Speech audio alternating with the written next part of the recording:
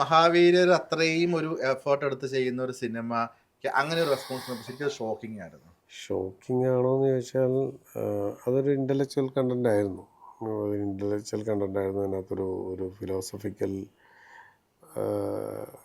ഒരു ഫിലോസഫിക്കലും ഇൻ്റലക്ച്വലും ആയിട്ടുള്ളൊരു കണ്ടൻ്റ് ആയിരുന്നു. അപ്പം അങ്ങനെ ഒരു സിനിമ ചെയ്യുമ്പോൾ എനിക്കറിയാം അതൊരു നോർമൽ കൊമേഴ്ഷ്യൽ സിനിമയുടെ സ്വഭാവത്തിലുള്ള സിനിമയല്ലാന്ന് എനിക്ക് അറിയായിരുന്നു ആ സിനിമയെക്കുറിച്ച്. നമ്മൾ സിനിമ ചെയ്യുമ്പോൾ നമ്മൾ വിചാരിക്കുന്നത് ചിലപ്പോൾ ഇത് ആൾക്കാർക്ക് മനസ്സിലായില്ല എങ്കിൽ മറ്റുള്ളവർ കണ്ടിഷ്ടപ്പെട്ടത് ഒരു ചർച്ച ചെയ്യുമല്ലോ. നമുക്കൊരു സാധനം ഞാൻ ഇന്നലെ ആ സിനിമ കണ്ടു, ആ സിനിമ എന്തായിരുന്നു എന്ന് പറഞ്ഞ് ഒന്ന് ചർച്ച ചെയ്തിട്ട് കാണുമ്പോൾ ചിലപ്പോൾ ഒന്നുകൂടി ഇഷ്ടമാവും. അപ്പം അങ്ങനെ ചർച്ച ചെയ്യപ്പെട്ടും ഒരു സിനിമ അങ്ങനെ അത്തരത്തിലുള്ളൊരു ചർച്ച ആ സിനിമയെക്കുറിച്ച് നടക്കുമായിരിക്കും എന്ന് ഞാൻ വിചാരിച്ചു. നടക്കുകയും ചെയ്തു. ഒരുപാട് പേര് ആ സിനിമയെക്കുറിച്ച് നല്ലത് പറഞ്ഞു.